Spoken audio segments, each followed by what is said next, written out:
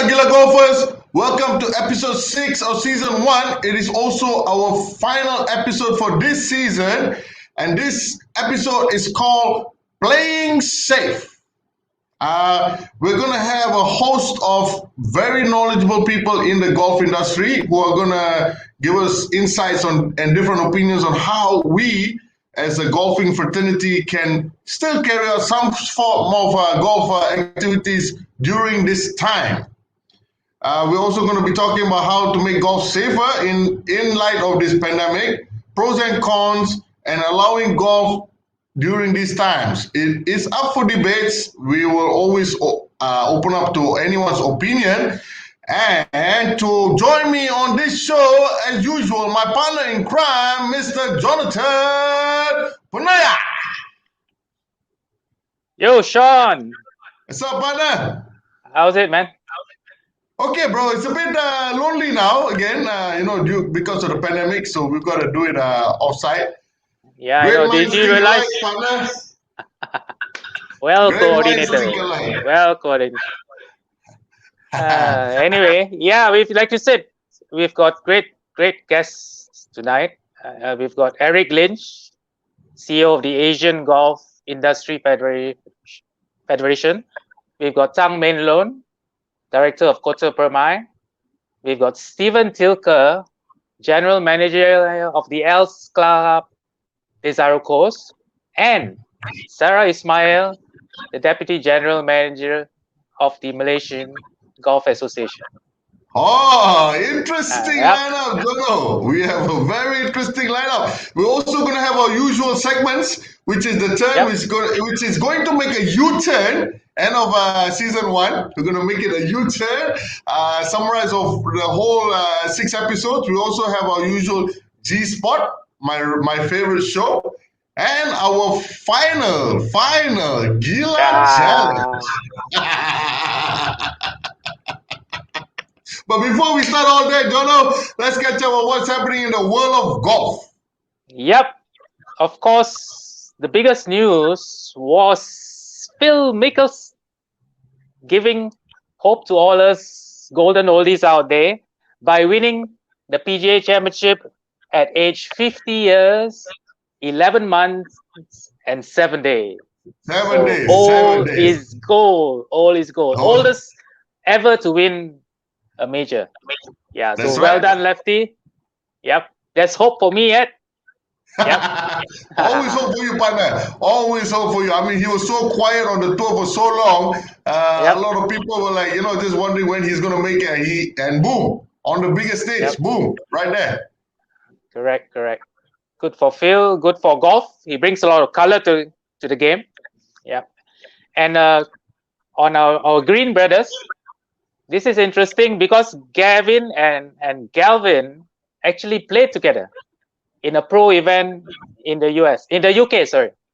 Oh, that's interesting. Correct. It's a small tour called the Clutch Pro Tour. So it's a pairs event. So Gavin obviously is playing on the European Tour. So he had a week off, and Galvin is there playing on the Euro Pro Tour, which is a third level tour in Europe, below the challenge. So both of them played in this small little event. Yeah, they finished T16. Yeah, but not the best of finishers. But they had a blast, and we wish Galvin the best as he seeks to join Gavin on the European Tour. And in show of support of them playing their first professional tournament together, that's why my partner and I, in respect for the greens, we wore green today. Correct. Okay, and on the ladies' side, we have Kelly Tan, who is preparing for the US Women's Open, which is next week. Yeah, so she's preparing with a coach virtually. She's also traveling to San Francisco earlier so she can get in some practice rounds at the Olympic Club where she's never played before. Yeah, so we wish her the best. Yeah, hopefully she does well. This will be her 18th major. Yeah, that's amazing. 18. That's amazing. Yeah. Amazing. 18th major. Yeah, correct. Amazing. Correct. And just last week, it was the Cobra King putter launch, which we all attended. It's a virtual launch. So it's very interesting because this is the first time that Cobra is entering the putter market. That's so they've got two series, the 3D printed putters, which is the high-end, high-tech range, but they've also got a classic range called the vintage putters.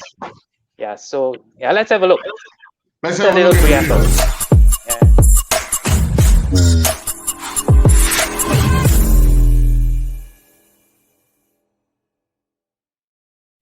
Greetings everyone, my name is Jose Miraflor from Cobra Golf, and today I'm excited to be in front of you to unveil Cobra's newest product family, the King Putter Series. Until now, we haven't had putters as part of our product offering, and we're excited to be entering into this category with technically advanced products that will help you to score lower. In fact, these putters are packed with innovations and good looks, and together we understand that this blend of aesthetics and performance will help you make more putts.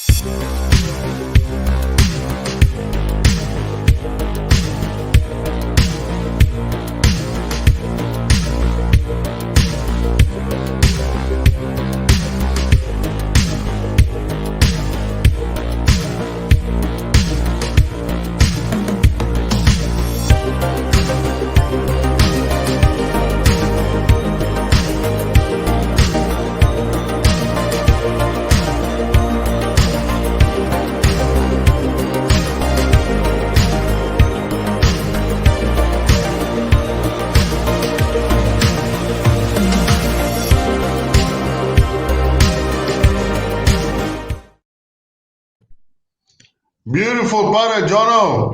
Yep. They look really good. Entry to the market, right? Yep. What a way. So if you guys want to watch the full video, head to Gila Golfers Facebook page, and you'll be able to see the whole video. That's right. Right now, before we go to our next segment, which is the giveaways and the Gila Challenge contest announcement, we would like to say hi to our ardent and loyal fans on the show today. As usual, we have Miss Elizabeth Chrysostom, we have Kevin Chan, Frankie Chu, Peter John, Hans Fernandez, Ida Fahani, Ashley Ross. We got a very Tri-Friend and Acres. We got a very loyal fan base, Jono. I think they're all coming out to see you and me in our green shirts today. The Boreal Boys. No, it's the Boreal Boys. Okay. Thanks for watching, everyone. Yeah, thanks for watching, guys, and please stay tuned for season two coming to you. Now, let's talk about the giveaways and the Gila Challenge. Jono, as usual, we have good, exciting prizes from our sponsors, and this week's prize is the P110 Puma Trucker Cap from Cobra Puma Golf. Right? And we have how many questions, Jono? We have 5 questions, and there will be 3 winners. So all you have to do is watch the show, because all the answers will be in the show. So just post your answer, all 3 answers, in one post. 5 questions, 3 winners, 1 post. And Mrs. Green just joined us, Jono. She heard that we were wearing green today. So Miss Vivian Bay is on show today. Hi, Vivian. Okay, now we also are doing the off-season contest, which is the Gila Challenge, with some fabulous prizes. So what do we have, Jono? Yeah, so this is going to happen in between seasons, because we got about a month plus break. So, but to keep everyone engaged, we're offering this contest, the Gila Challenge contest, and we'll have golf flights as prizes from the golf clubs featured in the turn: Saujana, Palm Garden, Templar Park, Sultan Abdulaziz Shah Golf and Country Club, and Puma golf shoes. Wow. Yep. Wow. So those who are not sure, this is so end of season, we do a wrap up, and we have prizes from all our participants for the season. And it's like a Santa Claus coming early kind of thing from the sweet spot, right? For more information, stay tuned to the Gila Golfers social media channels, and we will announce how and when you can win these awesome prizes. Yep. Okay, I think, Sean, it's time to bring our guests guest on the show? Yes, partner. I think it is now.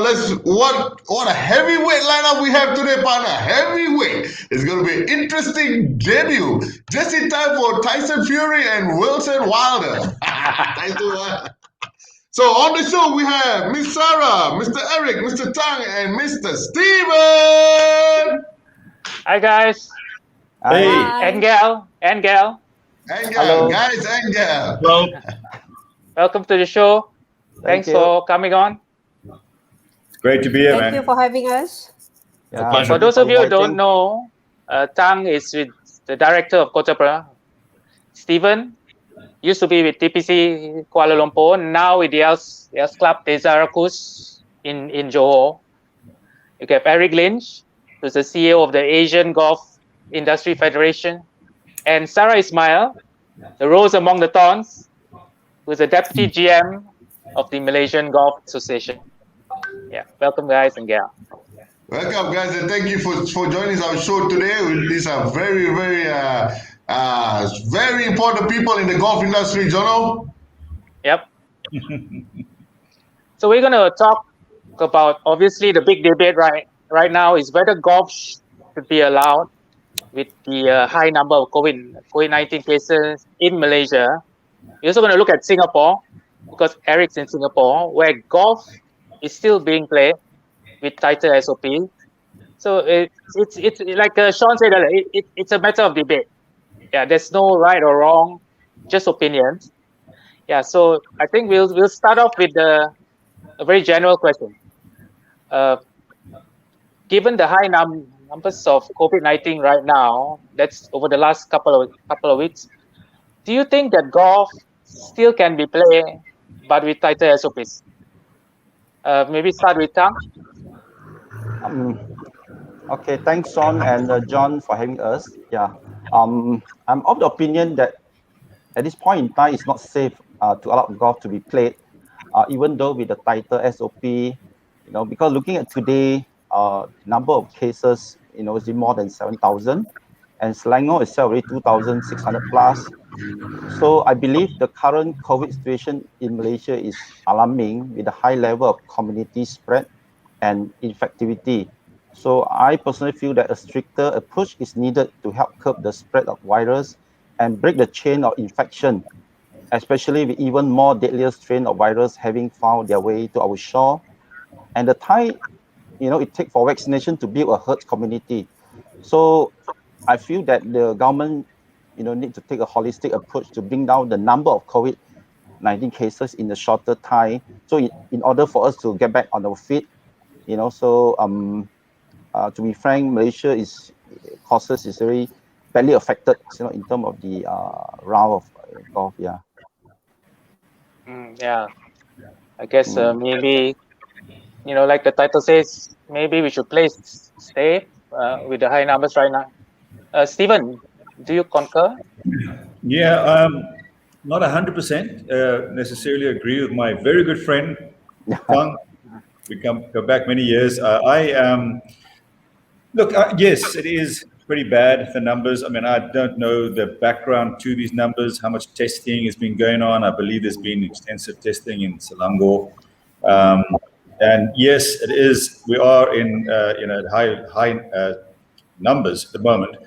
However, it's also, I think, important to get the balance right between lockdowns and restrictions the way we have it, and the economy and people's livelihoods and the health and well-being of folks, right? And I think in that regard, it's also important for us to look at the business of clubs, right? As such, not only just because I think the game of golf is perceived to be elitist and exclusive and a game for the rich and famous only. People forget that actually this is a huge industry that probably in Malaysia employs between 30 and 50,000 people.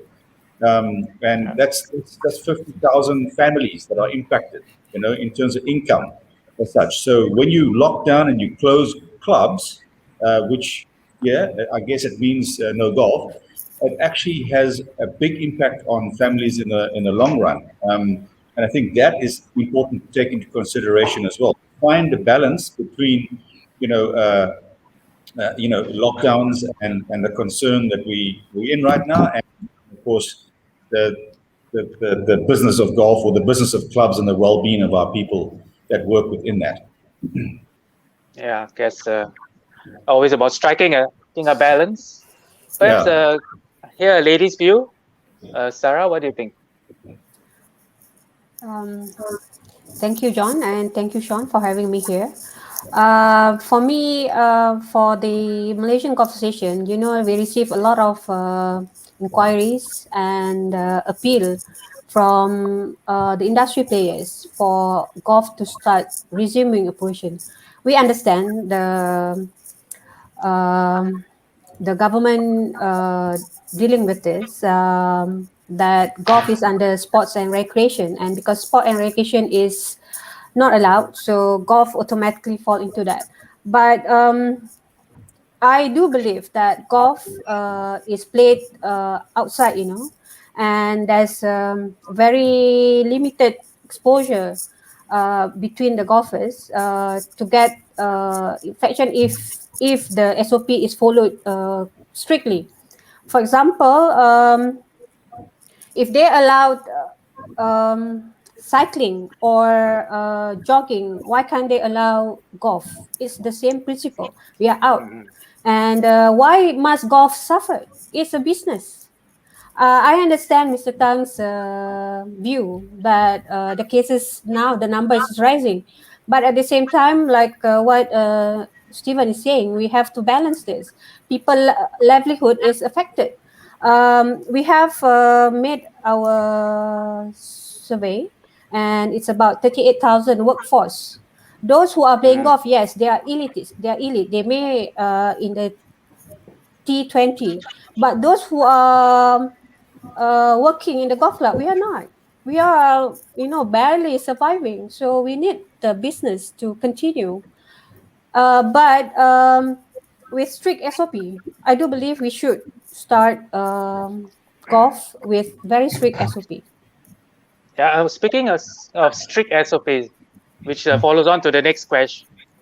I know MGA has your guidelines for golf clubs, but once it reopens, if the numbers are still high, do you think we should impose even stricter SOPs following some other countries? Actually, we have planned. We have already worked out our next updated SOP if golf is allowed to resume.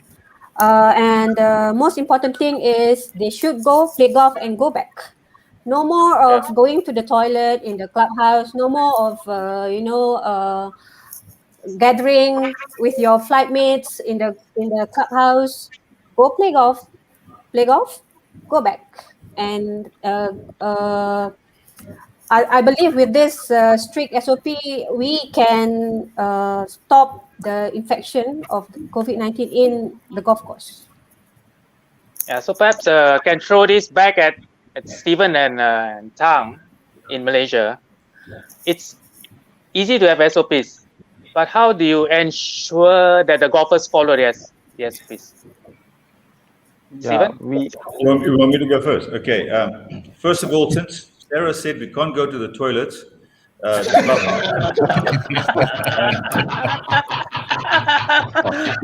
a request is the place.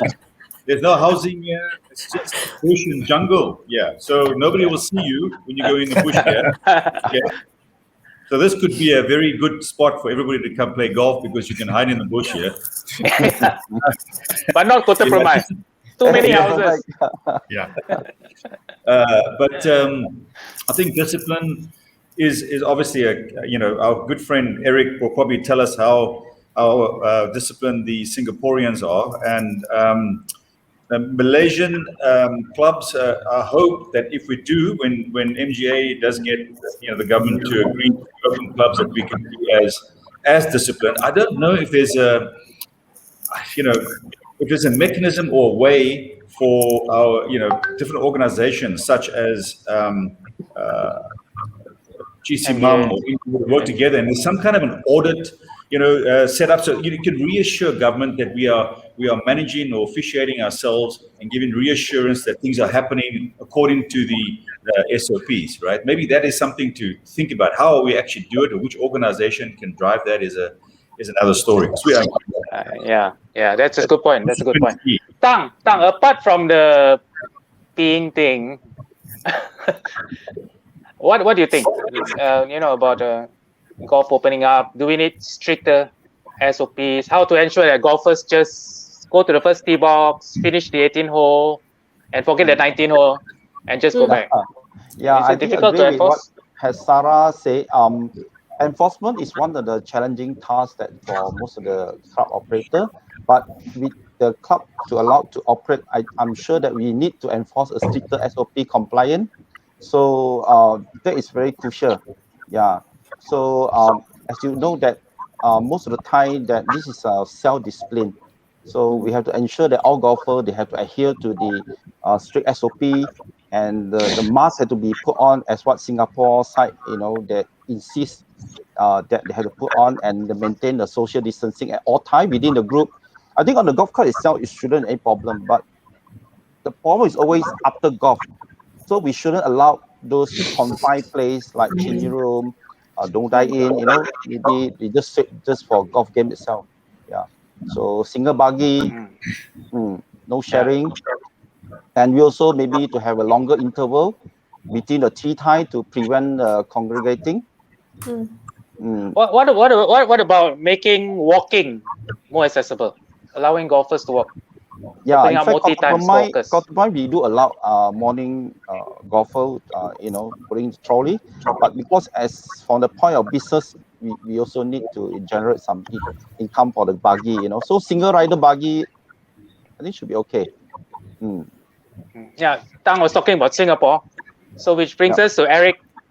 So golf, lucky you, can be played there.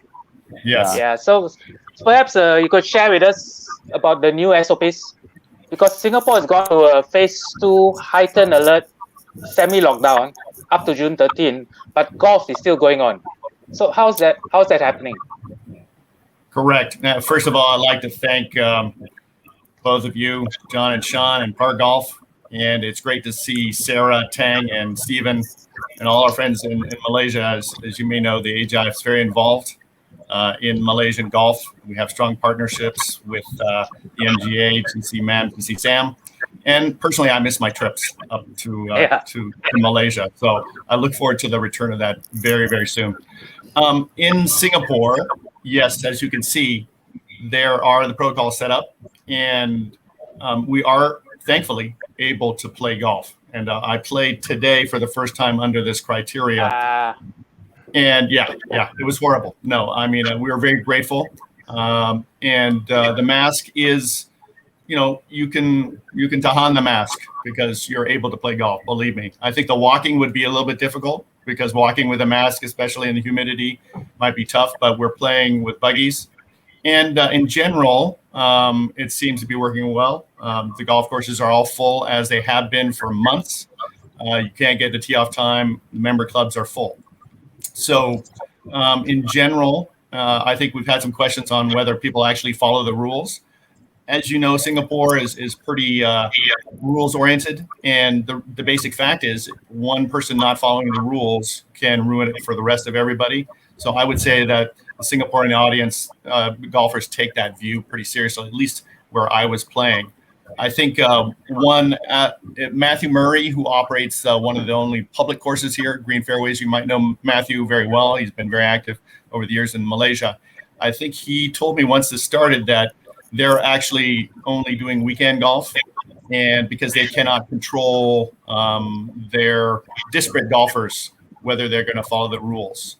So that's one exception within this context, whereas the private club have a fairly good ability for member patrolling, etc.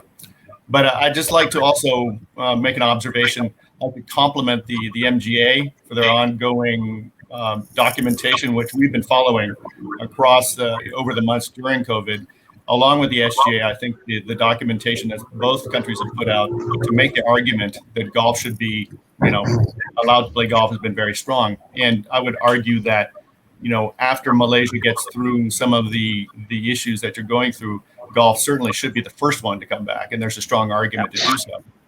Leave it there. Yeah, as Stephen mentioned earlier, golf is an economic ecosystem in itself. It supports a whole chain. Just there's a staff, caddies. Then there's a driving range, operators, coaches, I think as well. One of the challenges is to be able to measure those in the future over time to see what the value of golf is. I mean, in North America and in Europe, that measurement is being done. So governments can be shown, tourism bureaus, etc., labor unions can be shown the value of golf. So I think that's a major opportunity for golf in the future to quantify the value, the economic value of the game, so that in the future, not necessarily pandemics, but in general, import laws for buggies, import laws for workers, etc. It's a huge opportunity to quantify that knowledge and then lobby the government for better treatment. Okay, great points, guys. I think, Sean, we're going to take a short break here. We are going to take a short break, but John, I think before that, I just want to echo what Sarah said just now, and for MGA to think about the back end also, and not on the players, I think that's quite commendable, John, because you see, like what Eric just highlighted, so a lot of people are under this perception that MGA is all about the players' welfare and all that, but when just listening to Sarah's elaboration on what Stephen touched on the full background of how many livelihoods will be affected. And it's comforting to know that the national body is taking that seriously. I mean, that would be one of the debates when they are trying to justify to the sports ministry on why golf should come in. Right? So I just wanted to highlight that was a very commendable thing that Sarah highlighted, Sarah. And we hope MGA still continues their fight, like Eric said. In the background. For information, actually, yes, we are in the midst of lobbying. So, when we talk to MITI asks us to talk to Ministry of Sports.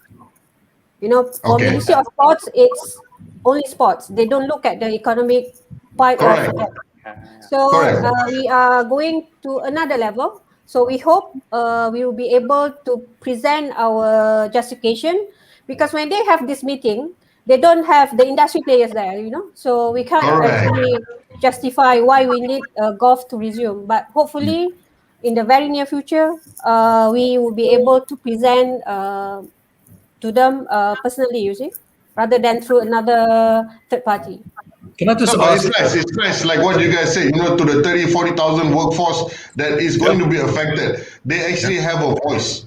Right, and they are, hopefully they will be heard, and like Stephen and Sarah highlighted, it's very good to know. It's comforting for those behind the scenes that make golf comfortable for the golfers, right? That they do have a voice and they are trying to be heard, and it's nice. It's very comforting. Well done. Stephen, you wanted to ask something? Yeah. I just wanted to ask Sarah. Historically, MGA has represented the game of golf in Malaysia, right, since 1928 or whatever it is. Not represented the business of clubs per se, right? So, are you saying that right now that's what you're going to be doing and representing the business of clubs? Stephen, our members are golf clubs. We are representing the business part of the industry. Because our members are affected. We are not talking only about the workers, but what about the golf club? The golf club are our members. They have been our members since the very beginning, and we have been looking to, champion the rights or the needs of the members. Yeah, I want to touch on that, but maybe you wanted to go to a break. Yes, Stephen, we sense you want to touch on that, Stephen, very well. But before you touch on that, Stephen, we need to run a quick commercial break. Okay, so stay tuned. We will come back to you. Sarah, think about it. Gather your thoughts. Stephen is coming to touch on that soon. Okay? Touchy. Guys,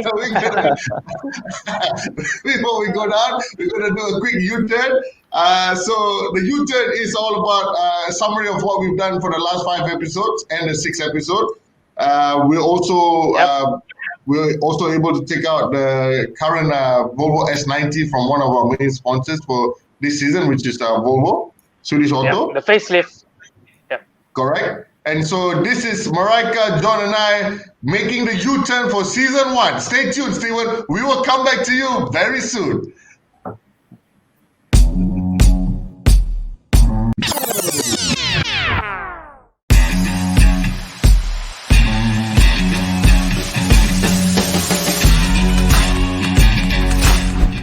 Guys and gals, welcome to this episode of The Turn.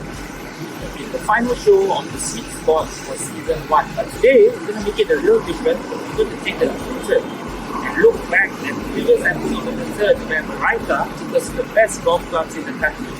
But before that, we're going to take a closer look at the new Volvo S90 Recharge facelift provided to us by Volvo Sime Ravi's. The exterior of the S90 has been redone to include a new grille mesh and new lower front bumper. If you go over to the back, you'll see that the tailpipes are now hidden and there are new full LED tail lamps. So as you can see, it's such an amazingly stylish and sleek car.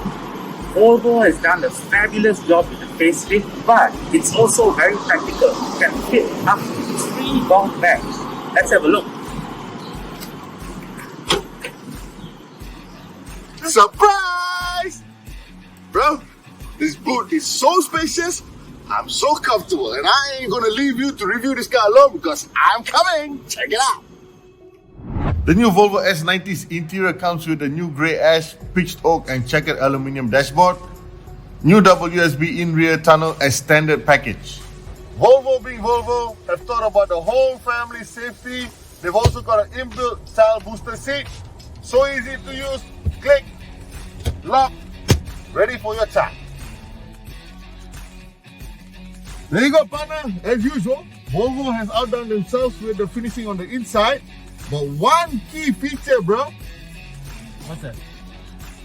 Can you feel that? Ooh, what's that? The passenger and driver seat have inbuilt air conditioning system. So instead of chocho my ass, it's gonna cool down your ass. Good, man. Now the main thing about this car again is the picture! It's crazy! But the safety feature is, it will not allow me to go faster than 180 km. That's it. Haha, crazy! Oh!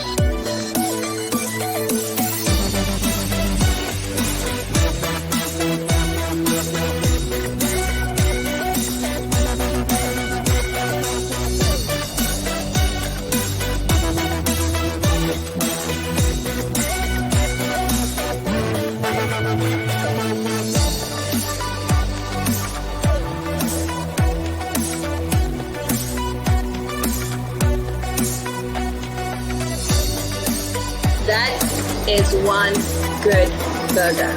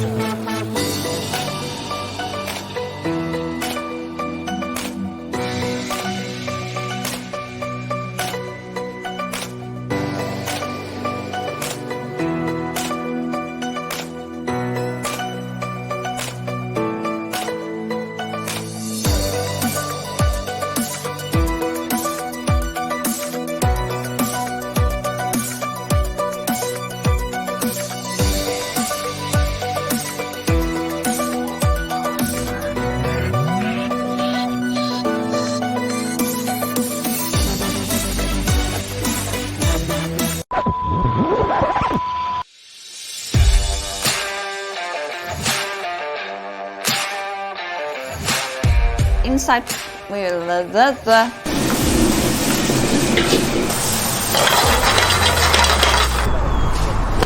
Whoa! I hope you got that.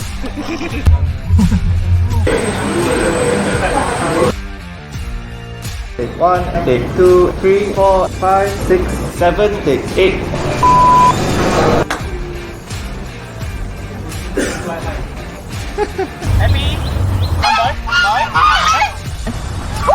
This is my son. He's okay. 1, 2, 3, yeah. Thank you.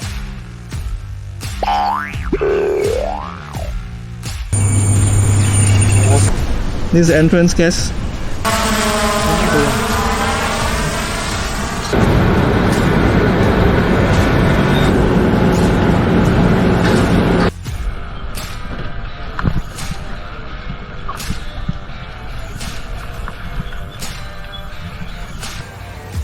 oh.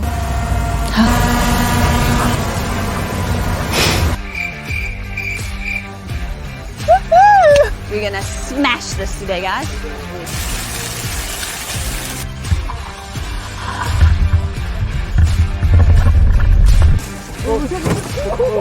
Oh my god. Ready and action.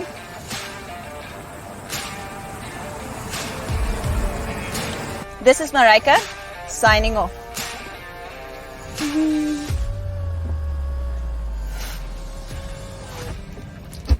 The turn is sponsored by Cobra Puma Golf, Volvo Sam Derby Swedish Auto.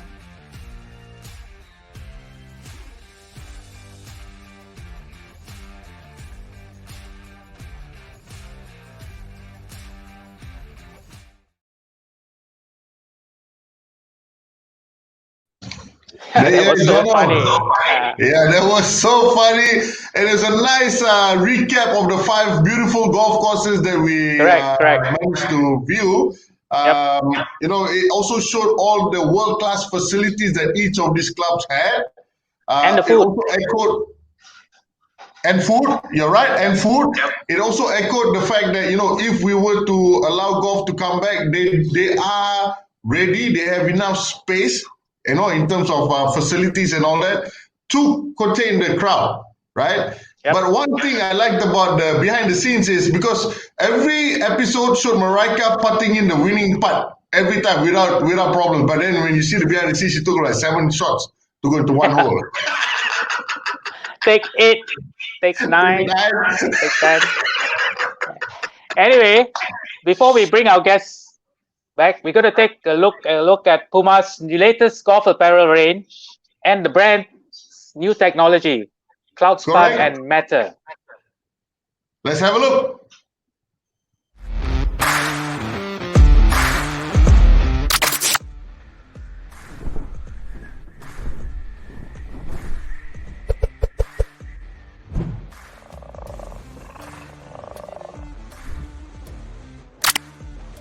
Starting with CloudSpan, the quality of the fabric is amazing and it has also given us an opportunity to tell a really cool story and amazing look and feel. The single biggest benefit with CloudSpan is comfort. We like this because so many things go into comfort. It has to be moisture wicking. It has to have 4-way stretch. And in the case of Cloudspan, we make it crazy soft. We have shopped the market pretty extensively, and honestly, Cloudspan is better than anything else out there. The line I like to use is Cloudspan has all the comfort of cotton, with the performance of polyester and the stretch of spandex. It performs like a golf polo should, but also look great, of course. Of course, we considered the trim details this season as well. Cloudspan has an applique cat, so you get the embroidery look, but it's still heat pressed onto the polo. You can't feel it at all. We updated the buttons too. They have Enjoy Golf edge in them and have a matte look and feel to add the lifestyle versatility. In summary, Cloudspan is a comfort story. It's the best hybrid of performance and lifestyle out there and has all the great performance feature you need, but the versatility you want it in a polo. We all know and love Cloudspan, and it's important to differentiate Cloudspan by hammering home that Cloudspan is all about comfort, and that's because we have a second polo story this season, and we are calling it Method. Since Cloudspan is all about comfort, Method is all about performance. While Cloudspan is the everyday shirt you wear because it's so soft and comfortable, Method is what you reach for when you need true engineered performance. When it's blazing out hot and you need to eliminate distraction, stay cool, and perform your best, Method is your ticket. Method stands for Material, Technology, Research. The fabric is lightweight, breathable, dry-feeling, and has a ton of stretch. It doesn't cling and stay airy and dry even if it's super hot out. We thought through everything, including the trims. You notice that the cat is new. It's a lighter and thinner silicone that is more flexible and has a tacky, technical feel. We also rubber-coated the buttons to have a similar technical feel, and they won't be slippery when you are sweaty. Again, another cool rendering to showcase the features and benefits of Method. The mood of Cloudspan is soft, sky blue, feathers, and the mood of Method is technical, scientific, and performance-based. And these are our top 2 polo stories. They both goes across men's, women's, and juniors, and are going to be the key highlights for the season. Golf wear collections was designed for the needs of a modern golfer. From the range to the airplane to the course, these styles rooted in sportswear but with performance for the course and a perfect blend of technicality and lifestyle. Excellent golf wear is made for the golfer's excellent life. Nevertheless, we want to bring in the lifestyle culture into golf by bringing out our brand message, Enjoy Golf. We want people to enjoy golf and promote this message with products and stories that fit their individual styles, personality, and game. That's why we call it Humans of Golf. Puma Golf had engaged with MSC Golf as our exclusive business partner. As a golfer, you can find whatever you need to go on course, and not forgetting the EGW Excellent Golfwear collections for a customer who is looking for more lifestyle look.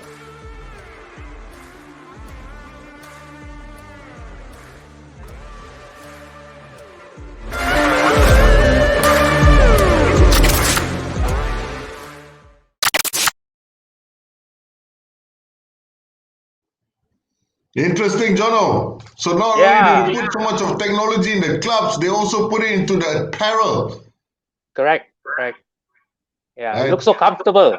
It is. Cool. It is. Yeah. And the detailing, they go down to even the buttons, bro, so that you can get your best performance as a golfer. Right? Yeah. And before we go down to our guest again, Jono, we've got to say hi to our guests who joined us throughout the show. We got Gavin Green all the way. We've got Gavin. We got Max Sween. We got Ailian. We got Susan. We got Steven. We got Sylvester. We got Tim. We got Adrian. We got Niza. We got Mr. Jordan Tan. Wow. And we've also got Arthur and Brian. Mr. Brian joined us. And of course, Mr. Brian said that he's a bit long-winded, but he should know when John and Sean get along, he never stop. He's the most long-winded guy I know, especially after a few. Thank you for joining us, guys. Okay, Jono, so are we ready to touch back on the topics from Steven? Correct. Let's bring them back. Let's bring him on. Hi guys, welcome back. Steven, hope you didn't mind waiting too long to touch on the topic, sir. We're back to you, sir. Feel under By the pressure. way, Marika's South African. We picked up on the accent that Yeah. she's probably. She's amazing host. She's amazing host. You're taking over the golf industry in Malaysia. Yeah, we're gonna come to go to Permai once the lockdown is done, and Johor. Welcome. And Johor. Yeah. You're going to pay Steven a visit. Yes, all of Yes, us. we should. Yeah. Can't wait to welcome you here. But yeah, I mean, the point I wanted to make is that the club business and golf is interdependent of each other, right? Yes. They are interdependent, but they've got to be viewed in a separate way, right? So it is largely perceived by most clubs or club managers that MGA represents the game of golf and are not necessarily representing the business of golf, okay? Remember I said those are two different separate things, right? And the reason why we say that is because if you look at clubs in Malaysia, the majority of the clubs in Malaysia are losing money. They're in financial difficulty, right? Historically. The number of registered golfers in Malaysia is in decline, right? It is not a healthy business. That's my personal opinion, right? Maybe 3 or 4 clubs in Malaysia are making money, right? So when you make a decision to close the business of golf, that has an impact, right? Clubs historically started at a high. There's many top clubs in Malaysia started at a high, and through the years, the revenues are not there, the subscription levels are not there, and they cut costs. But when you cut costs, it comes at a cost, right?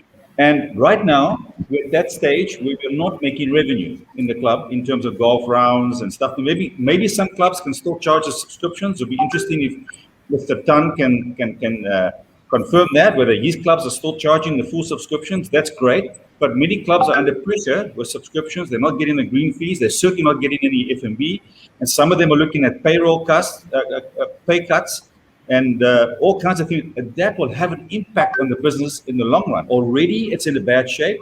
Can you imagine what this is going to do now with this closure? That portion of the business and that concern of the business, is that being represented? Or is it just a game of golf for the elite? Yeah. You get what I'm saying? I think Sarah mentioned that they do represent golf clubs, because your members are golf clubs, right? Right, Sarah? No, but that economic concern. That But I would say, Stephen, please bear in mind that before we made any representation, we do discuss with GCMAM, the managers, and our committee members who are mostly who are also club managers.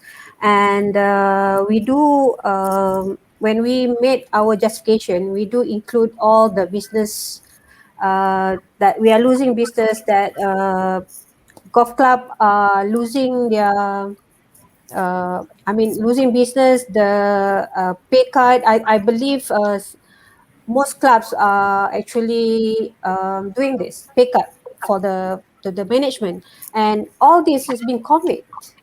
We prepared quite a very long justification, but we believe all these letters will not make any big impact to the power that be. We need to see them, and for them to see that we are serious, that the business is impacted with this lockdown, and that we can show them that we do have SOP to manage the for us to help the government to flatten the curve. And we do not want to have any clusters from the golf club, but on the enforcement, it has to come from the club. We can only prepare whatever SOP that we can, and with the approval of the club managers as well. But they have to be the one enforcing this SOP. Yeah, again, the question of enforcement. Yeah. And also, ensuring that golfers. John, maybe I may add on a bit to this. So I think, Sarah, it's good that when this type of meeting take place, it also good to include the other No, stakeholders. we don't have any meeting yet. They what I mean is that do the not want future to that see us also, I believe. that you're going to have this meeting. It's good to invite Yes, other we will do that. stakeholders Yeah. like GC Mom Yeah. or Magro. They know Yeah. well about the club business, and we also can Yes. actually give more input about how The we numbers, can actually bring all this. the numbers. Yes, correct.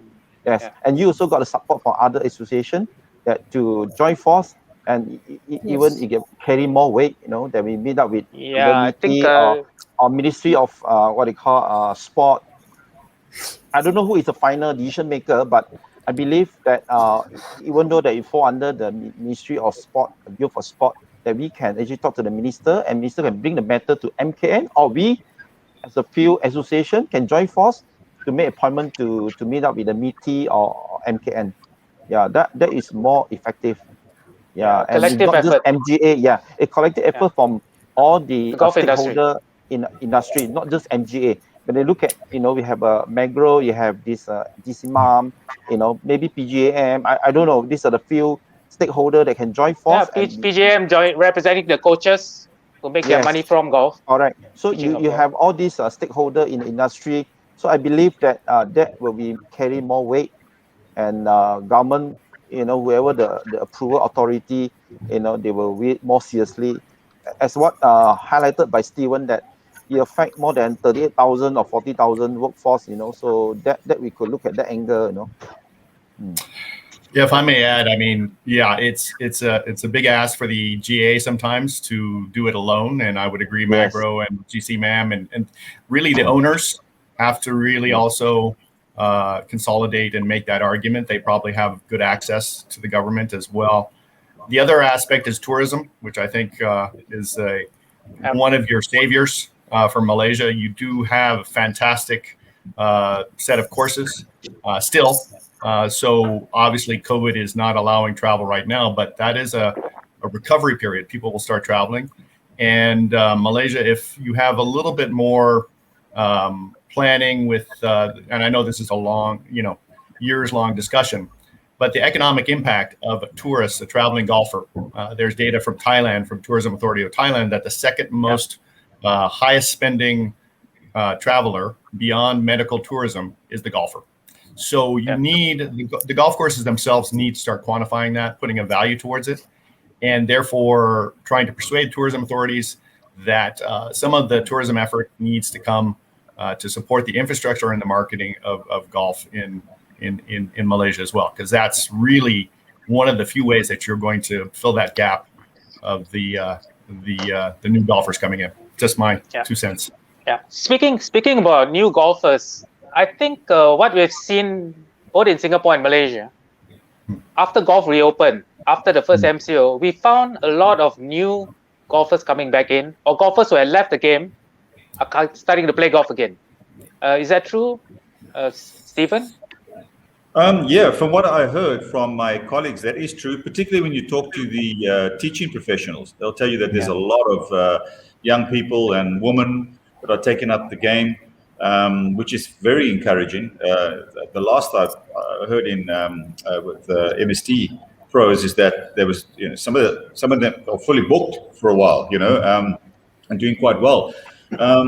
Whether that's going to stay once things get back to normal, it's going to be a while, I think, before things get back to normal. But whether that's sustainable is another question. I mean, that gets to the broader question, where the club, because the game of golf is also struggling from a bit of a perception challenge. It's perceived to be elitist, exclusive, male-oriented, and needs to change and evolve, be more family-friendly, more woman-friendly, more children-friendly. And Malaysia is not the friendliest towards juniors compared to countries like South Africa and the UK. Yeah. And I think that is part of where we need to change and maybe evolve in Malaysia, to be a little bit more adaptable and change to be accessible and friendly towards this different demographic that's trying to get into the game. Yeah, that's interesting. Talking about juniors, I mean, the AS Club has a junior program for the local community, right? Yeah. Run at the academy. Correct. I mean, I think a lot of the clubs in KL as well have fantastic programs for juniors. And MGA does great work. They support juniors as well with all their tournaments and whatnot. There's a huge amount of effort into, and now is that opportunity. This is the other thing that's a bit sad right now, is that the opportunity is there, for golf to really get a lift off. There's so many new people coming into the business, and now we've closed, right? So I guess we're going to open hopefully soon if the numbers improve, but and the players will still be there, and I'm sure the borders are not going to open anytime soon, international borders, I mean. So definitely the opportunity is there, Jonathan, to get these players into the, it's internationally, I don't know if Eric as the AGIF has any statistics, but I think in the US it's something like a 30% uplift in golf. Yeah, NGF's done some data that there's an incredible uplift of about 30%. Across Europe, there's uplift in golf as well, participation, as well as Australia. So, there are some studies looking at Asia to see, we know anecdotally from all our contacts that there's more golf being played. Obviously, in the private clubs, people are playing more golf because they can't travel. Then there is quite a bit of evidence that we need to validate on new golfers coming in. So it is a good story. The issue, as you've raised, and we all know, is retaining those golfers after this. And I think it is a real opportunity, because golf is now can be viewed as a safe haven and a place where you can enjoy some privacy. And if clubs can maximize their safety protocols and make sure that they can validate that they're a safe haven, is a real opportunity for golf. But yes, play has increased anecdotally. We're looking to validate that in the future as well across Asia. Yeah, actually, Stephen brought up something very interesting about getting more women into golf.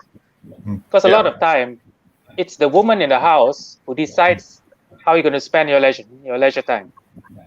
Not in my house. Just saying, not in my house. And the disposable income. Right? Yeah. Who's going to, that's actually, my personal view is actually, people ask me, what's the future of golf look like? And I say that the saviors of golf is going to be women, because they decide now, particularly millennial families, right? They will decide the time, as you said, Sean, and also the disposable income. So if your husband, your family wants to play golf on a weekend, the millennial family, they have to get the kids, obviously, to, and the wife to agree to that. Otherwise, he's got no chance, right? So we have it perfect in Sarah being the female in MGA saving us for the industries. Well done, Sarah. Guys, a quick one, guys. I need to talk on a few of the questions that have been brought up by our viewers. Let me answer the first one from Nizam. He touched on the topic that you brought up, Stephen, in terms of the decline in golfers in golf clubs. And he's saying a lot of driving ranges are full. I think what Stephen meant, correct me if I'm wrong, Stephen, what you meant was signed up members for members clubs. I think that's what you meant in terms of drop, not so much on golfers playing golf. So you may see an increase in golfers at a driving range taking up the spot. But in terms of revenue for golf clubs per se, by membership, is on a decline. Is that your both revenues of clubs and bottom line is under pressure, and also from what I understand, certainly some of the recent statistics I saw, maybe Sarah as part of MGA can confirm whether it's correct or not, but the number of registered golfers in Malaysia is in the decline. Sarah, what's the registered number? I don't have. I do have the registered numbers of golfers with handicap. Okay. Stephen is correct. The numbers have declined. Before, I think from 150,000 at the moment, active handicappers, active golfers with handicap, I think around 75,000. Okay. Yeah. So more but you have to are... understand that some of them are term members, expats, and aging golfers. Or those who play Sanasini with no club membership, no handicap. I think most of them do not have handicap. I'm sure the media, most of media golfers, do not have handicap. 18. Very dodgy one.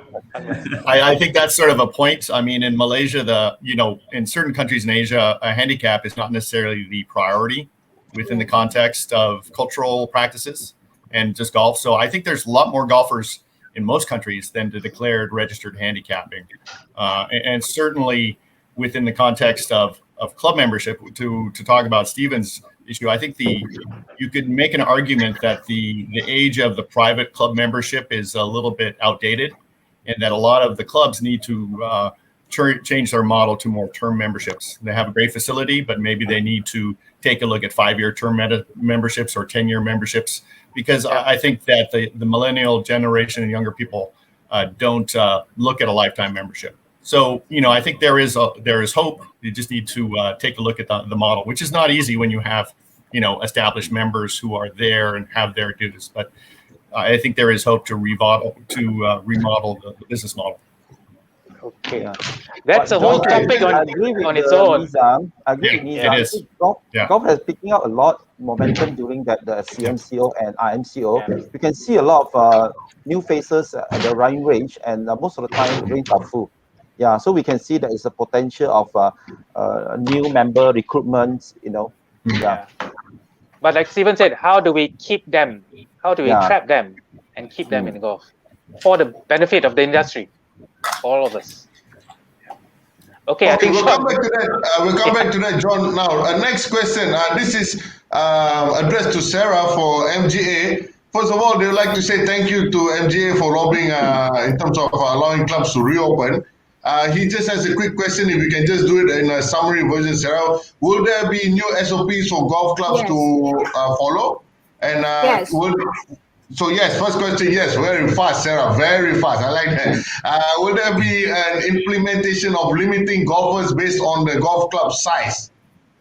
Yes, I think looking at the number of cases, we were thinking that to limit the number of people on per flight, I think we propose to have 2 balls per flight rather than 4 balls, and definitely no jumbo flight. Since jumbo flight is quite popular in the north, so that's that. So at least we want to show to the government as well that we are very serious in helping them to flatten the curve, and we don't want to create more problem to them. And with this stricter SOP, we hope that the government will listen to us and to allow us to open soon. That's interesting, Sarah. Thank you for your answers. Now, just touching on a quick one on what Sarah said, if they were to implement 2 ball and 4 ball, Stephen and Tang, would you guys still take that and say, okay, guys, let's open up? If they say, let's do 2 balls. And single rider. Yeah. And single rider. Better than nothing. Yeah, for us, it's okay. As long as we can open for play, so we have to follow whatever directive from the government. If it's a 2 ball, we have no choice. We have to follow. Yeah, but from the business perspective, we would prefer definitely 4 ball flight. Yeah. Of course, but with the pandemic in this kind of conditions, Tang, I'm sure some business is better than no business. Correct? Yeah. Let's strike a balance in between 3 ball. 3 ball, 2 riders.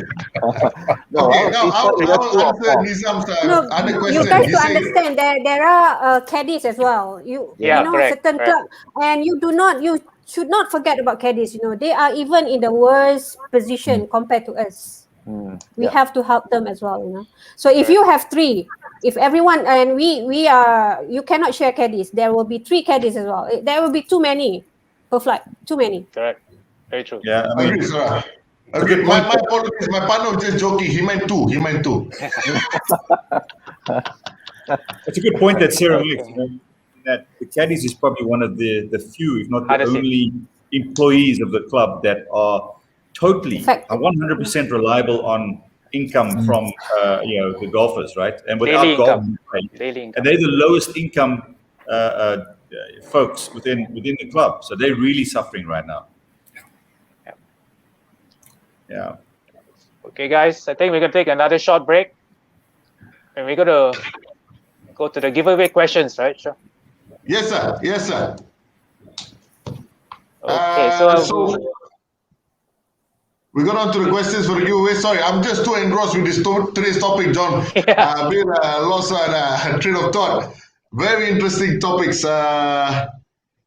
Okay, now the giveaway questions for today's show. Which golf club does Tang Meng Loon represent? Easy peasy. For this trucker cap from Cobra Puma Golf, which golf club does Tang Meng Loon represent? The second question is, which Volvo car was featured in the U-turn? Hope you've been paying attention. All right. The third question is, what color of the cups were used in Water My Balls Gila Challenge? This is happening later. So Yes, stay on till the end of the show. attention. Yeah. Okay. And then the fourth question is, who won the 2021 PGA Championship in Kiawa Island? That's a giveaway. That's a hint. That's a hint. And the final question for this week's giveaway is, what does Puma's Matters Technology stand for? MATTR, what does it stand for? Yep. Right, so like John said earlier in the show, 5 questions, 3 winners, 1 answer. So guys, don't put in your answers now. Keep it all together. End of the show, put it all into 1 comment, 5 answers. And 3 of you will walk away with a new P110 trucker cap from Cobra Puma Golf. Yep. And remember about the Gila Challenge contest with the green fees as prizes, the Puma shoe. So this is going to go up soon. Yeah, so great prizes to win. So stay tuned to Gila Golfers.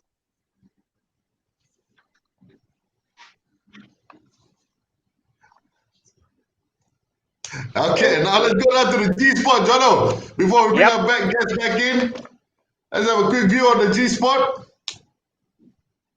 Yeah, we're going to look at some of the coolest golf shoes that the stars wore during the PGA Championship. Here's our pick of the top 10. Who's that? Shono. That's Dustin Johnson in the latest Adidas ZG21. Yep, I have one of those. Lucky you. Lucky you. And we have Gary Woodland wearing the Puma Ignite Power Adapt Kate shoe. Nice, That's cool right. looking, sneaker-like. Yeah. Very sleek. Like, Then here we have Henrik Stenson with the Eco S3 Iceman Special. Yep, it's a special edition. As you know, they call Henrik the Iceman because he's so Iceman, cool. that's right. And these are That's cool right. shoes. Those are really cool shoes. Cool. Iceman, cool. And we have Masters champion Hideki Matsuya wearing the A6 Gel Cos Ace shoe. A6, yeah. And who's next? Your favorite this is golfer, Ian Poulter. Ian Poulter in his FootJoy Premier Series Talo. Yeah, a little throwback there. Classic looking shoes. Matches his pants. Checker pants. Yep. Who's next? Jason Day wearing the Nike Air Max 90 Golf NRG. Colorful looking shoe. You wouldn't have seen these maybe 10 years ago. So That's cool. right. Yep. And next. Jason Duffner. Again, another FootJoy Premier Series Talo Kilty. Oh, yeah, very that's Scottish. so retro. So retro. Scottish. Yeah. And Jordan Speed wearing the Under Armour Speed 5. This was during a practice round. Hence the shorts and the hairy legs.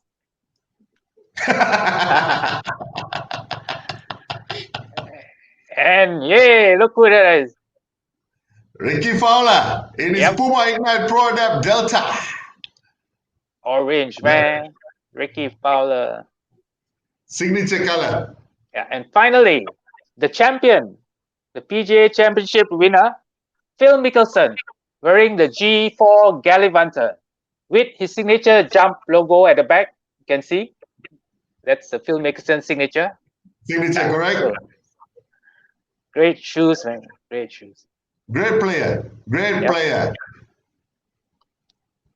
Okay, I think it's time to bring our guest. Yes, Pana, I think we need to, Hi, guys and gal. Welcome back.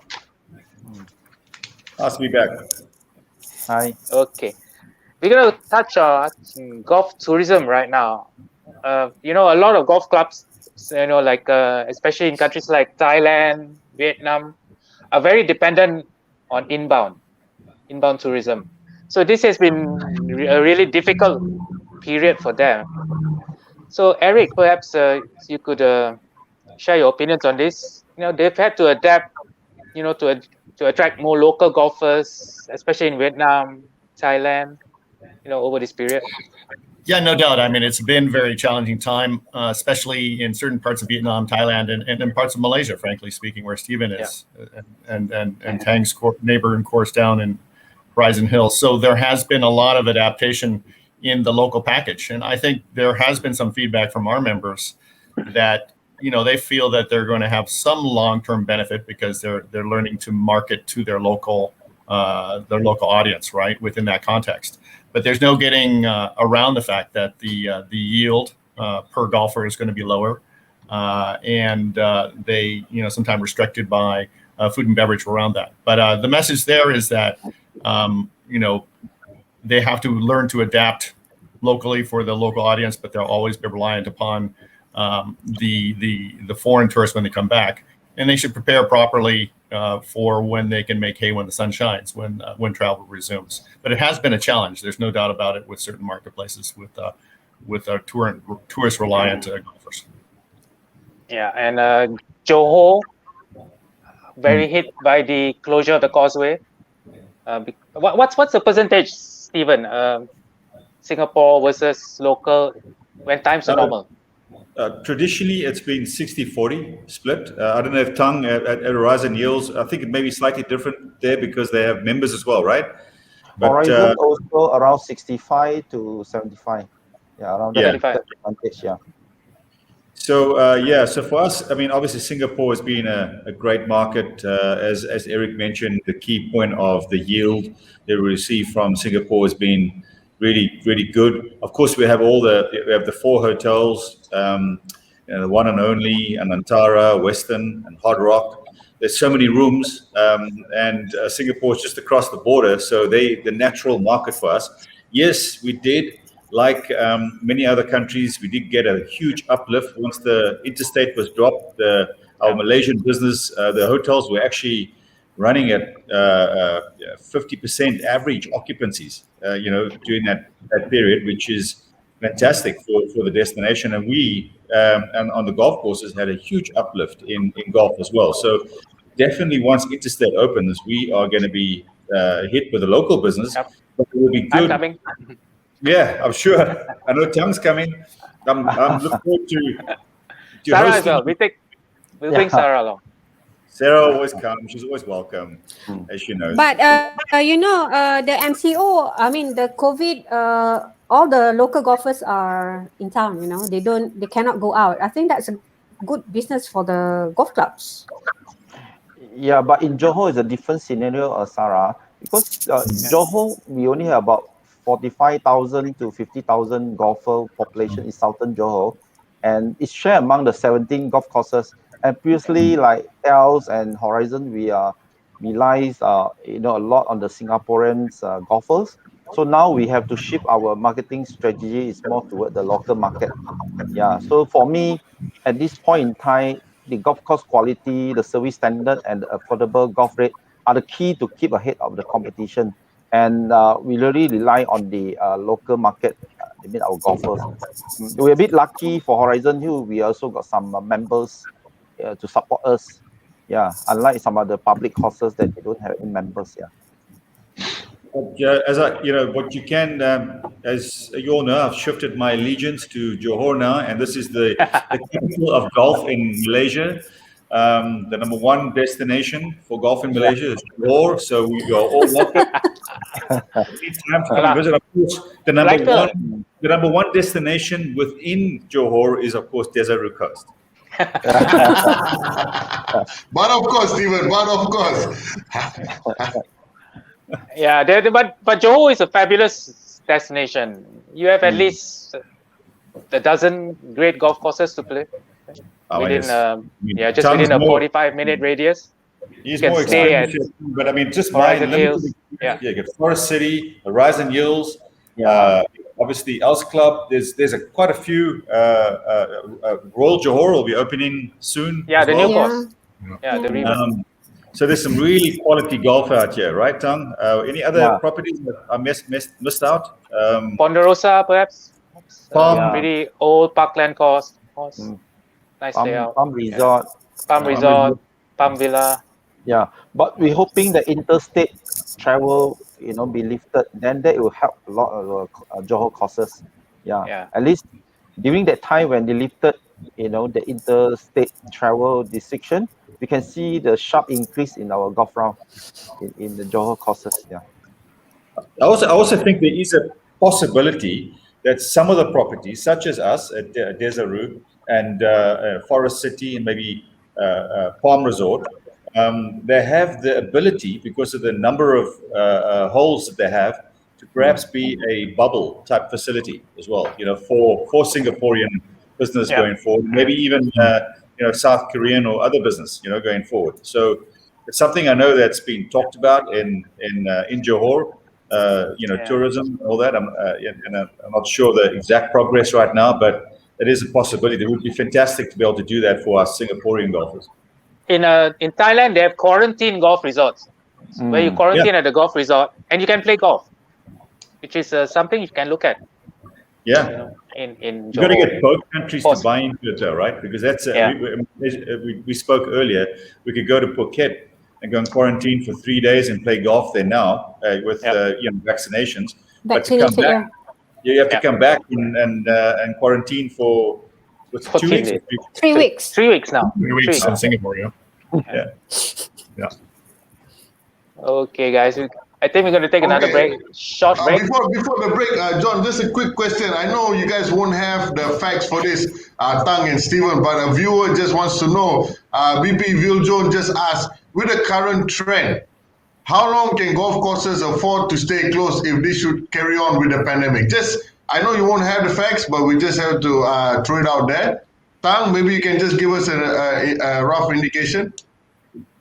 Come again, the question? How long, with the current trend, would golf courses be able to stay closed in this pandemic? So I think just saying that it's going to affect golf courses very badly if this carries on. Yeah, I would say now the currents is really very bad. Yeah.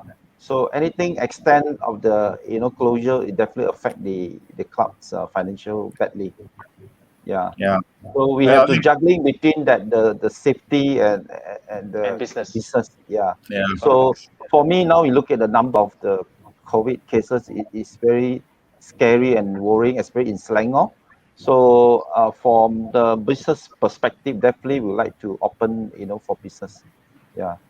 Yeah, I think at the end of the day, I don't think any clubs will necessarily close in the immediate future, but there will be an impact. I mean, a lot of the clubs are taken care of by big organizations within Malaysia, but there will be an impact in the long run in terms of there's cost cutting, and as I mentioned earlier, there's a cost to cost cutting, right? And the impact may be felt down the line, whether it be in conditioning of a golf course, whether it be in number of employees, service standards.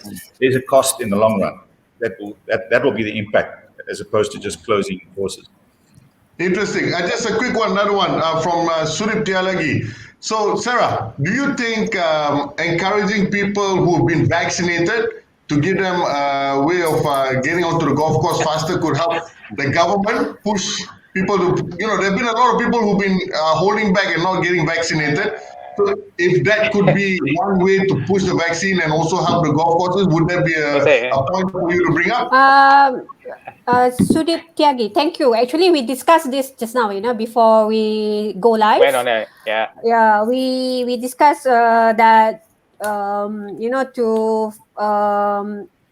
to get more people to be vaccinated, we only allow vaccinated golfers to be on the golf course.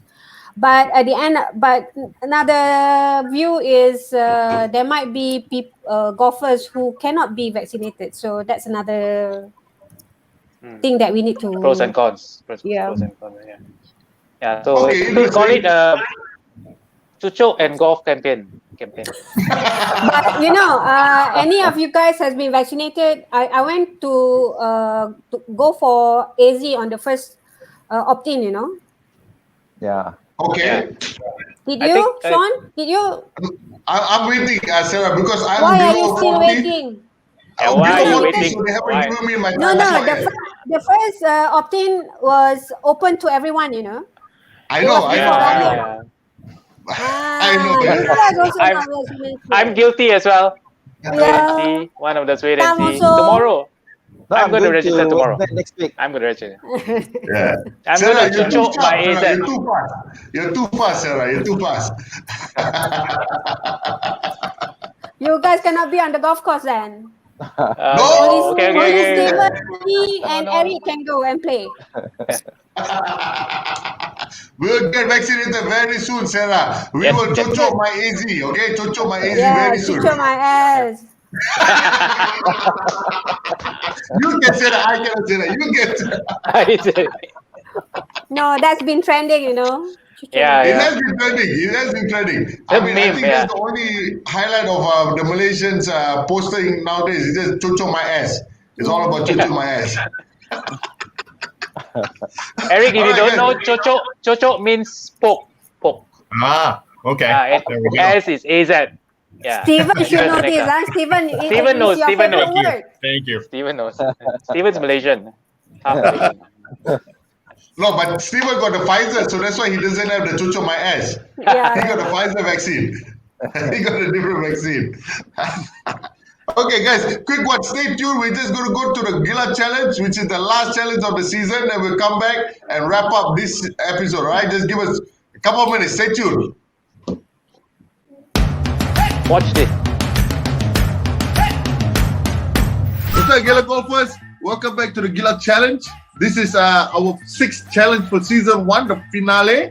And this challenge is called Water My Ball. Basically, what we have to do, we have to blow this ping pong ball, which is floating on the water. So each turn, we get one blow. So the first person to get it to the last cup is the winner. Because there's a lot of exchange of wind in this challenge, we have taken the precautionary measures to do it remotely. That's why my partner and I are not in the same studio. So anyone from MOH is watching, please remember that we are abiding by the SOPs. That's why we do not have face masks, because we cannot blow the balls with a face mask on. So John is in his safe location. I'm in my safe location. There's nothing that's going to be airborne between us for this challenge. One, two. I start. Oh, well done. Thank you, sir. Sean blew too hard that his phone fell. Hey! Yes!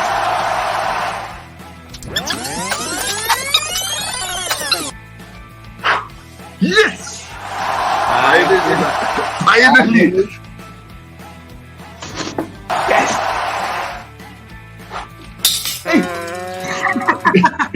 He went, he came back. Yes! One to go! Okay, this is it. This is it. Winning puff. Not the winning putt, the winning puff. Winning puff.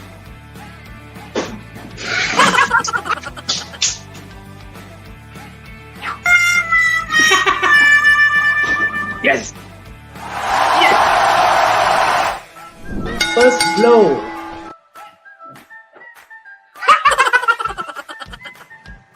Can you do better? I will try, bro. I will try, okay? Yes. Yeah. Let me show you how you go forward in life, bro. Forward. Whoa. Whoa. Mana, last blow for round 2. What the fish? Yes! As the loser. Sean has to imitate images that the producer has chosen, and they are really comical. So here's the first one.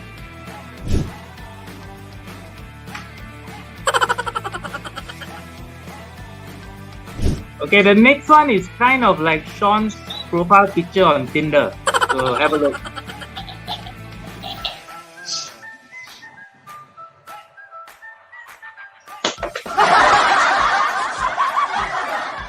Oh my god. No wonder you don't get any hits on Tinder, man. Okay, and the final one is Sean's other profile picture on Tinder. Partner, I'm gonna see you for season 2, partner. Oh my god. Until the next season, guys. Gila Golfers signing off.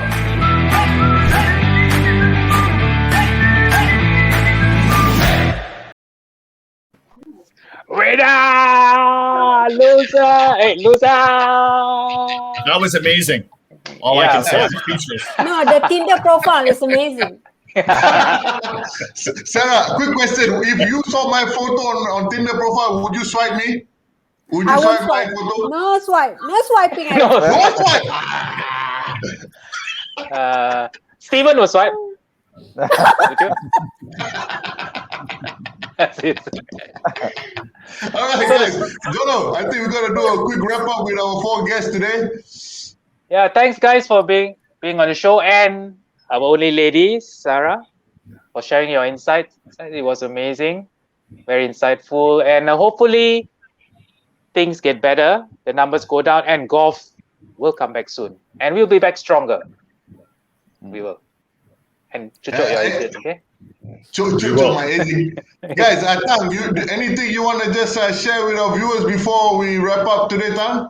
Yeah, for me, I think we will just have to continue practicing vigilant and ensure that this new norm is one that we have grasped well, so we can help the golf industry push through during this difficult time. So hope everyone stays safe and everyone can be back to the golf course soon. Yeah. Stephen?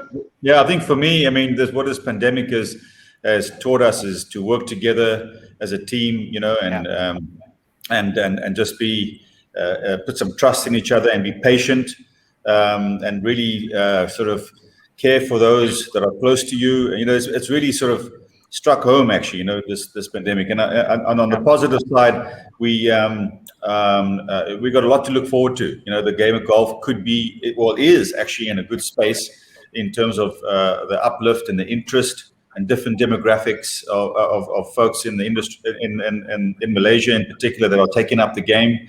That's exciting, you know, and we as an industry need to be ready with our services, with the quality of our golf courses, and to change our way in which we run our facilities to be more relevant and accepted for this new demographic coming through, to try and keep them in the industry. Very well said, Stephen. Eric? Yeah, I just like to wish all my Malaysian friends in the industry all the best. Stay safe, and we really look forward to renewing the close golfing bond that the two countries have, and the partnership that we have. And that's it. Well, all the best, and hope to see you all soon. That is so politically right, Jono. He just wants to come back to his trips to Malaysia. I like that, Eric. Yeah, he does. You got it. You got it. Sarah, we always leave the prettiest one to the last one. That would be me. Thank you, Sean. Thank you. I wish the station improves soon, and I would like to encourage everyone who can to register for vaccination. That's the only thing that can save us now. Even with the SOP, with the new norms, without vaccination, we would not be able to move forward. So please, guys, get vaccinated. And MGA, listen to your suggestion. And whenever we need any input, we will get in touch with the industry players. And thank you for having me here. Thank you so much. Thank you, Sarah. I think that's a very well summed up thing. And key word was MJ listens to your suggestions. I think that is an eye-opener for a lot of people. And also, Jono, the key message she said, make sure we all get our ass, chocho my ass, okay? Vaccination is the only key to save Okay, us. mommy. Okay, well, thank you to the four of you. Thank you. We will definitely bring you guys on for the next season. Thank you. See you guys. Thank you again for your time. Stay safe. Stay safe. Thank you. See you guys soon. Bye-bye, everyone. Hopefully. Take care. Bye. Thank you. Okay, That Jono. was fantastic. Love it, bro. Yeah, I think Beautiful show. I think we may have started something. Maybe Yeah, we may have, bro. industry movement, to lobby for golf. So Yeah, and it actually opened up a lot of unanswered questions that were answered today. Yep. Right? A lot of people wondering what the industry is doing, what the association is doing, and I think it was a very informative discussion. Yeah. It was well controlled and informative. A lot of information that a lot of people were asking, right, in terms of what the golf clubs are doing for the members and who are affected and what is MGA doing for the whole community. And I think it was well touched on. Very interesting insights. Very well done. And we had some numbers as well. So we know there's about 40,000 people employed in golf, and that's just golf clubs. If you move to retail, that's even more. That's right. Coaches, yeah. So that's right. It's a huge industry. It's huge. It is. It is. Yeah. And that brings us to the end of season 1. So fast, bro. Gone. Amazing how time flies. We will come back stronger with season 2. Yep. Right. It was a breeze because we were enjoying ourselves. Right, Jono? We have a lot of people thankful for this beautiful season 1. Yeah, all the guys and gals behind the scene, the videographers, the producers, scriptwriters, a lot of work goes into the show. So thank you, everyone. Yes, and so we have the LNI team, we have the AP team, we have all our sponsors. Of course, our guest host Marika, who managed our turn this episode. Right, we hope to see her next season, but hopefully she may share some of her good food and putting skills with us. Improve her putting skills. Yeah. We also have to thank Cobra Puma Golf, Swedish Sime Derby, Volvo Swedish Sime Derby, Volvo, sorry bro, respect to Volvo Sime Derby Swedish Auto. Volvo Sime Derby Swedish Auto. That's right. Thank you so much for giving us a fabulous car. Yeah, every week, every episode, we got a beautiful car, right? And to all our ardent fans, all our regulars on the show, you know who you are. We thank you from the bottom of our hearts, right? It's like, we're just, and because of you guys, we've become the best season we've had this season. Yes. Right? Number 1 talk show for 2021. And we're going to come back even better. Stronger. So stay tuned. Jono, I always come back stronger. And we'll come back all chucho. Chucho my ass. Yeah. Bro, you have to sign up tomorrow, okay? Sarah made it loud and clear. 2 of us have to sign up. Okay? Till next season, guys. Thank you to all of you. Thank you to the sponsors. Thank you for the beautiful production team. Jono and I will come back stronger season 2. Gila Golfers signing off.